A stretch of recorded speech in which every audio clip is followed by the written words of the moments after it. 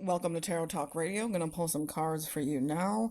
I do use an app to pull my cards, and so sometimes a card or two will get repeated in the reading. We'll see what we get today. We're starting with the Seven of Cups, the Moon reverse, and the Page of Cups. So there's a revelation happening for somebody with this moon reverse. You know, the moon when it's upright, it's this something outside of your awareness, something unseen. What I'm actually getting is something unexpected.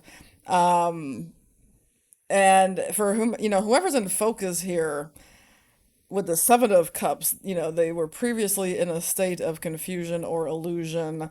I'm almost wanting to say deception. They were not seeing things clearly. And then there's this Page of Cups. Now, Page of Cups for me, this is a message that sort of evolved over time with the Page of Cups. It can have to do with a conversation that's taking place between the page and the fish that's in the cup that the page is holding. Sometimes that fish is a Pisces, like myself, a messenger. Pages can be messengers as well. I feel like you're the fish in the cup. I feel like the Page of Cups is the person who's having this revelation. And what I'm getting is that you kind of told this person, so you predicted it to them. You told them this would happen. You told them that this is what it is or what it was or whatever. And I feel like, they, if you're anything like me, they ignored you. Okay. They didn't want to hear that. But I do feel, we'll see where this reading goes, but I do feel that, again, I feel like, your words are being revealed to be true, is sort of what I'm seeing here. Okay. So, and I'm even getting with the Seven of Cups, we see the silhouetted figure who's like looking at all these cups. It's almost like this person may have listened to everybody but you. They were looking at all these cups that have all these other things in them, other than fishes. Okay. They should have been listening to the fish in the cup, but they were focused on these different voices or just other things in general. Okay. And I feel like if that was the case, again, those voices were sort of diverting them from the truth of the matter in some way. All right, let's continue to pull here. We have Knight of Swords, reverse Two of Cups, and the Ace of Pentacles. So, yeah, it's almost like whatever this revelation is, I feel like is going to cause this person to want to kind of come rushing in with this Knight of Swords reverse. This Knight of Swords reverse is headed right at this Two of Cups. And that would be the relationship between the two of you. And, Knight of Swords also has a lot of focus. They're very clear in their mindset. So, again, whereas before with the Seven of Cups, they were kind of maybe not really sure about anything. Now they suddenly have a lot of clarity and tunnel vision here. And it's almost like they are super focused, hyper focused on their connection with you. Because I feel like whatever you told them and whatever was revealed, it was quite significant. Okay. Could this be a romantic connection with the Two of Cups? Sure. I don't feel like it has to be that. I myself, I show up as a messenger to people in a number of different ways and different, relational contexts. Okay. So, yes, I have been a messenger to people I have been romantically involved with, but I've been a messenger to people I've had platonic relationships with, professional relationships with. I get used as a messenger in ways that sometimes even baffle me. The way God brings people into my life for me to deliver messages to them, the way He sends me into people's lives in very precise ways.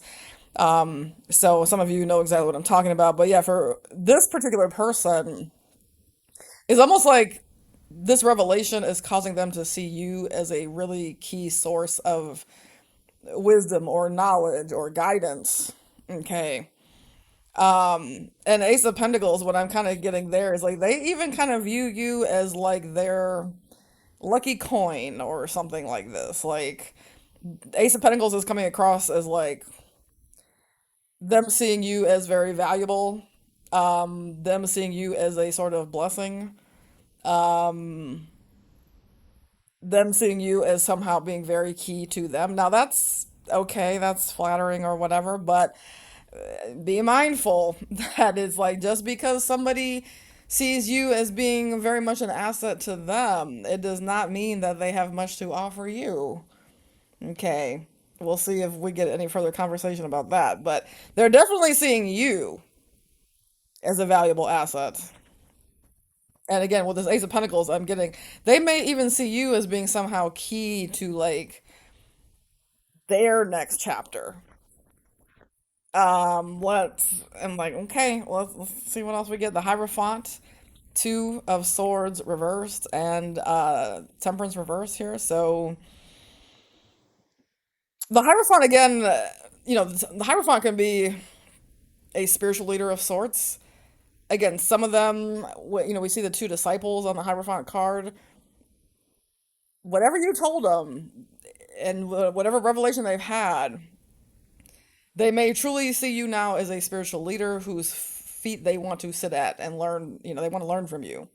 Um, I'm also getting though, because the Hierophant can be this circumstance to do with someone's group identity and the communities and cultures that they're a part of, and there can be a lot of groupthink that comes with that. I posted a recent message called Perceiving the Indoctrination. I mentioned in this reading with the Seven of Cups that there may have been other voices that they were paying attention to. So I feel like that's also part of this message is that this person, maybe they're starting to perceive the way that they've been indoctrinated. And that probably, if that was the case, that probably played a role in them not really fully hearing you in the moment that you were telling them whatever you were telling them. Um, but yeah, hopefully now they're starting to think more critically about the groups that they're a part of and the degree to which they allow themselves to be influenced by those groups. Two of Swords reverse is telling me, yeah, that blindfold is coming off here. Okay. It's come off, is seemingly the way it's looking. Their eyes are really opening here. It's also possible that their hearts are opening here.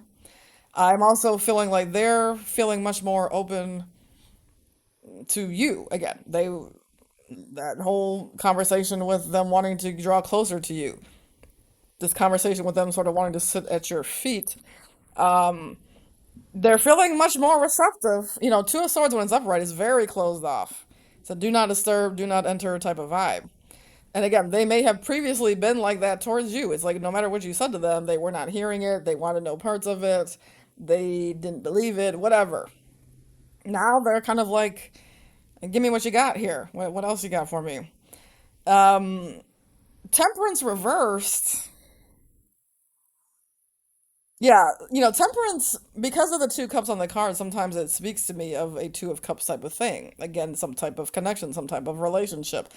And with this reversal, I feel like, currently the two of you are not really all that connected. It's almost like the stream of water that's connecting the two cups has sort of been cut off here. You're not really, nurturing them with your knowledge, and maybe even emotional support, whatever you were giving them. And what I'm getting is they're feeling that. Especially because, again, with the Two of Swords reverse, I feel like their heart is really starting to open, and so they're more susceptible, if you will, to their own feelings of not feeling connected to you. And I'm even getting with this Angel of Temperance, again, who's like sort of like a mixologist here. He's mixing and merging and blending and combining stuff in his cups, right? There's a little bit of like a magician or alchemist type of energy here. I sort of feel again, they see you. I don't know what happened. I don't know what had happened, but like because of what had happened, they're now kind of seeing you as almost like this magical being. Again, this hierophant energy, this somebody who is very wise and full of knowledge is the way it's coming across. It's kind of a high priestess type of vibe here. Okay. So yeah, there's that. Where are we at with the time? Okay, let's get another set of cards out here. We have Nine of Cups, Five of Swords, and Seven of Wands. So it's interesting because what I'm seeing is like this connects back to that Seven of Cups energy. Now, Nine of Cups on the surface, yes, it looks very pleasing. It's satisfactory. It's content energy is here. But then there's this Five of Swords, okay, which is for me like the energy of the enemy is an antagonistic energy. It's somebody who has an agenda and somebody who is lacking in ethics typically. It's almost like this person, and again, I do feel this is very much connected back to that indoctrination message. They're almost seeing that like what they thought was like the path of the Nine of Cups. They almost feel like it's almost like this false path that they've taken that they believed was the Nine of Cups path under that energy of illusion of the Seven of Cups. And I'm being reminded that a big part of that illusion energy, and I'm not quite sure where Neptune is at now because it's been retro and all of this, but I know it did move into Aries on March 30th, and prior to that, for like about 14 years or so, it was in its the sign of Pisces, which sort of, really magnified this illusionary fantasy, again, Neptunian Piscean type of vibe. I feel like when I really came to understand this transit of it moving into Aries, and I reflected back on like that energy of illusion and the way it's affected the collective over the past 14 years. But also, of course, individuals. And so it's possible that that placement has greatly impacted this person for more than a decade or so. It's impacted many people, unfortunately. But yeah, I feel like what I'm saying here is I feel like this path that they sort of thought was the Nine of Cups path is almost like a Seven of Swords. They're feeling almost like deceived by that illusion. They're feeling almost with the Five of Swords like it's a bit of a cruel, again, their indoctrination, their previous belief system, they're feeling like there's been a certain cruelty to that. And there could even be certain individuals in their life, especially if those individuals were very key in influencing them to take this sort of false path that they now see as almost being enemies. Now, because of my spiritual work, which my expertise is spiritual warfare, I do warn people about enemies. I gave a warning to somebody fairly recently. I've actually been warning them for 2 years, but I sort of gave them the final warning a few weeks ago, and they gave me their most resistant response yet. I sort of feel like that person may be an example of the type of people we're seeing in this reading, where it's like, well, now you thought you didn't see something, huh? You realize that you have some enemies in your midst, maybe a little bit closer than what you thought. And Seven of Wands is telling me, Seven of Wands is very defensive, protective, needing to, stand my own ground and defend myself type of thing. I feel like this person is now realizing that, yeah, I need to protect myself from these people. These enemies who I didn't see were enemies. Now I got a situation and I have to protect myself from people who I thought were guiding me to this Nine of Cups thing. So, you know, it's getting a little hectic for this person showing up in the reading. You did tell him. You did tell him. I wonder if we're going to get a part two to this reading. I guess we'll have to wait and see. I am going to close this reading here, though. I'll be back soon.